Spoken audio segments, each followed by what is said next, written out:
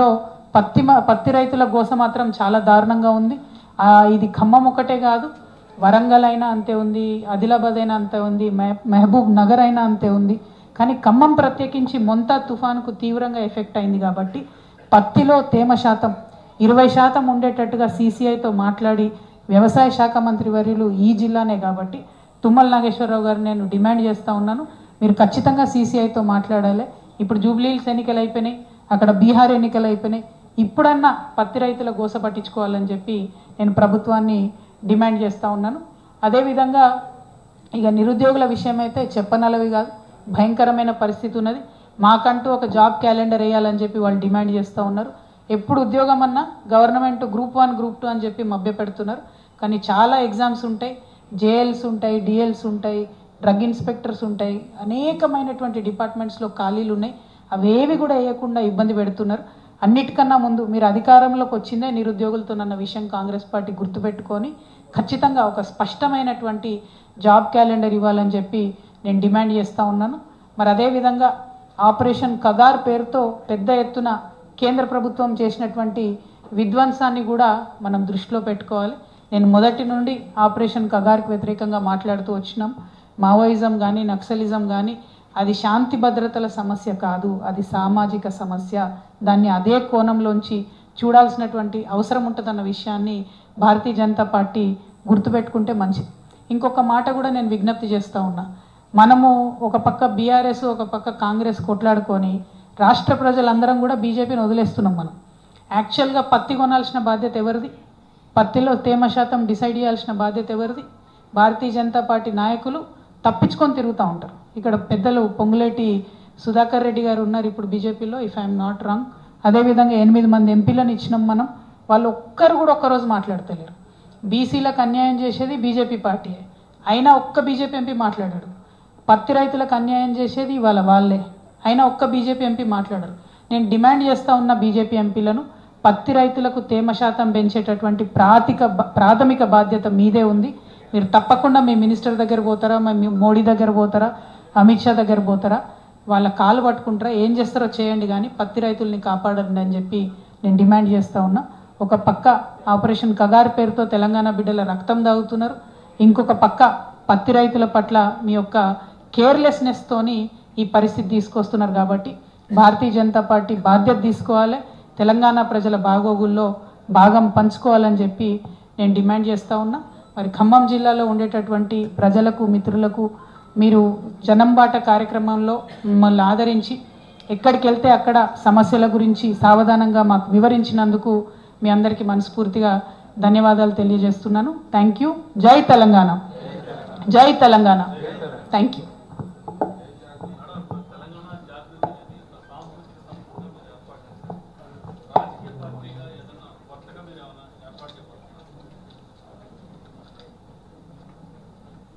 జై తెలంగాణ. రాజకీయ పార్టీల గురించి ఇప్పుడెప్పుడే ఆలోచన చేస్తలేమన్నా, ఎందుకంటే ఇవాళ ప్రశ్నించే వాళ్ళు లేకుండా పోయినారు. ప్రతిపక్షమైనా నిద్రపోతున్నటువంటి పరిస్థితి, పాలకపక్షమైనా నిద్రపోతున్నటువంటి పరిస్థితి. ప్రతిపక్షంలో ఉండి బాగా అనుభవజ్ఞులైనటువంటి కేసీఆర్ గారు, బీఆర్ఎస్ పార్టీ కూడా 20 ఏళ్ల తర్వాత కూడా అనేక తప్పుల వల్ల ఇలా 3rd టైం ఓడిపోయినాం అనుకుంటా ఉన్నా నేను. అందులో ప్రత్యేకించి ఈ జిల్లాకు సంబంధించి తుమ్మల నాగేశ్వరరావు గారు లాంటి ఎఫెక్టివ్ లీడర్ని వదులుకోవడం వల్లనే 3వ సారి అధికారంలోకి రాలేకపోయినామని చెప్పి నేను బలంగా నమ్ముతా ఉన్నా. ఎందుకంటే ఎప్పుడైతే తుమ్మల నాగేశ్వరరావు గారు బయటకు వెళ్ళిపోయినారో ఆ తర్వాత రాష్ట్రంలో వాతావరణం బిల్డ్ అయిపోయింది, వారిని వదులుకున్నది బీఆర్ఎస్ పార్టీ. సో అంత అనుభవజ్ఞులే అన్ని తప్పులు చేసిండ్రు. సో నేను పార్టీ పెట్టాలంటే చాలా ఇంకా నేర్చుకోవాలి, ప్రజల దగ్గరికి వెళ్ళాలి, ప్రజా సమస్యలు గుర్తించాలి, ప్రతి జిల్లాకు తిరగాలి. అంతకుముందు నన్ను నిజామాబాద్లోనే కట్టేసిర్రు. సో నిజామాబాద్లోంచి ఇప్పుడు నేను బయటకు వచ్చి ఒక్కొక్క జిల్లాకు వచ్చి అందరినీ మళ్ళీ కలుస్తున్నా. మా జాగృతిని మళ్ళీ నిర్మించుకుంటున్నాం. జాగృతి క్యాడర్ నిర్మించుకోవడంతో పాటు నేను అక్కడ ఆయా జిల్లాల్లో స్థానికంగా ఉండేటటువంటి సమస్యల మీద అండర్స్టాండింగ్ తెచ్చుకుంటాను.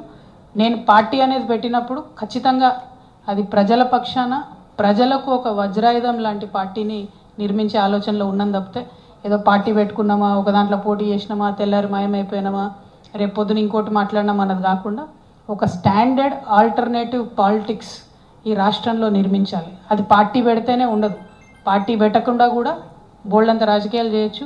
తెలంగాణ జాగృతి పుట్టినప్పటి నుంచి కూడా రాజకీయ అంశాల పట్లనే మాట్లాడుతున్నాం. తెలంగాణ ఉద్యమంలో కూడా మేము రాజకీయ అంశాలే మాట్లాడినాం. సో ఇప్పుడు కూడా రాజకీయ అంశాలే మాట్లాడతాం. పార్టీ పెట్టేది ఉంటే మంచిగా డంకా బజాయించి హైదరాబాద్లో ప్రెస్ మీట్ పెట్టి మీ అందరికీ చెప్పి పెడతాం. కాకపోతే చాలా ఇంకా నేర్చుకునేది ఉంది, చాలామందిని కలిసేది ఉంది. ఇప్పుడు ఉండేటటువంటి ప్రభుత్వాలు, అది కేంద్ర రాష్ట్ర ప్రభుత్వాల మీద ఒత్తిడి పెంచేది ఉంది. కాబట్టి ఆ పనిలో ప్రస్తుతానికి బిజీగా ఉన్నాం. ఆ పని కొనసాగిస్తాం. Thank you.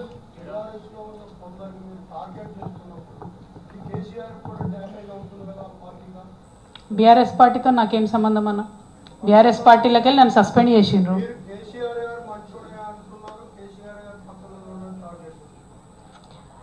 అన్న ఒక్క మాట చెప్తా, ఒక నాయకుడి కింద, ఒక పార్టీ కింద నేను 20 సంవత్సరాలు పనిచేస్తాను.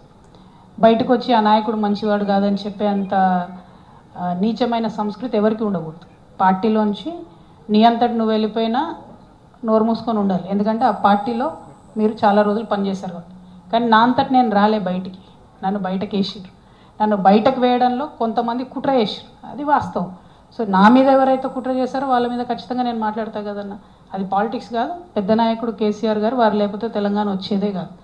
వారు వచ్చారు కాబట్టి ఇవాళ ఖమ్మం టౌన్ డెవలప్ అయిందంటే అది 101% కేసీఆర్ గారు చొరవ అని, అది మీకు కూడా తెలుసు. ఖమ్మం టౌన్ ఇవాళ ఎక్కడికి పోయినా అద్భుతంగా హైదరాబాద్లో కనబడుతుంది. వెడల్పు రోడ్లు, పెద్ద బిజినెస్ సెంటర్లు వచ్చినాయంటే కేవలం బీఆర్ఎస్ పాలన వల్లనే వచ్చింది. అది కేసీఆర్ గారి ఆలోచన వల్ల మాత్రమే వచ్చింది. సో కేసీఆర్ గారు నేనేమనట్లే, ఎందుకేమనట్లే, ఆయన ఇట్లాంటి చిన్న చిన్న విషయాలు పట్టించుకోడు. కాకపోతే నన్ను కుట్ర చేసి నా కుటుంబానికి, నా పార్టీకి కాకుండా చేసిన వాళ్ళని డెఫినెట్గా అంటా కదన్న. మీరున్న అంటారు నా ప్లేస్లో, అనరా చెప్పు, నేను మనిషినే కదా. కాబట్టి అట్టు అంతే తప్పితే, అది కూడా నేను ఒకటి మళ్ళీ గుర్తుపెట్టుకున్నాను, నేను ఎక్కడ కూడా వితౌట్ ప్రూఫ్ ఎవరి మీద కూడా అలిగేషన్ చేయను. నా జీవితంలో చేయలేదు, చేయను. సో రేపైనా సరే ఎవరి మీద మాట్లాడినా సరే ఖచ్చితంగా ప్రూఫ్తోనే మాట్లాడతాను. ఇప్పుడు నేనేం చెప్పా, తుమ్మల నాగేశ్వరరావు గారు లాంటి పెద్ద నాయకుడిని వదులుకోవడం 101% బీఆర్ఎస్ పార్టీ చేసిన మిస్టేక్. దానివల్ల 2 నష్టాలు జరిగినాయి పార్టీకి. ఒక వాతావరణం ఏర్పడింది రాష్ట్ర వ్యాప్తంగా, ఇది అందరు పెద్ద నాయకులు వెళ్ళిపోతున్నారు అనేటటువంటి. అది కరెక్ట్ కాదు కదా. అంత ఎక్స్పీరియన్స్ ఉన్న వాళ్ళు ఎక్కడ దొరుకుతారు? ఉన్నప్పుడు వాళ్ళని కాపాడుకోగలగాలి. సో ఇప్పుడు నన్ను 20 ఏళ్ళు పనిచేసి నన్ను బయటకు పంపించారు. సో అదే పార్టీలో ఉన్న వాళ్ళు ఆలోచించారా అన్న, వాళ్ళ బిడ్డనే బయటకు పంపించారు, మా సంగతి ఏంది అనుకోరా? అనుకుంటారు కదా. సమయం సందర్భం వచ్చినప్పుడు ఎగ్జిబిట్ చేస్తారు ఎవరన్నా కూడా. ఇప్పుడు ఇమీడియట్గా రేపు తెల్లారికల్లా రిజల్ట్ తెలియదు. మొన్న జూబ్లీహిల్స్లో తెలిసింది ఏమైంది, ఎందుకు జరగలేదు? మరి ఇంత వ్యతిరేకత ఉంది కాంగ్రెస్ పార్టీ అంటే. ఏ ఊర్లకు పోయినా కూడా నోరు తెరిస్తే ఫస్ట్ లకారంతో స్టార్ట్ చేసి తిడుతున్నారు.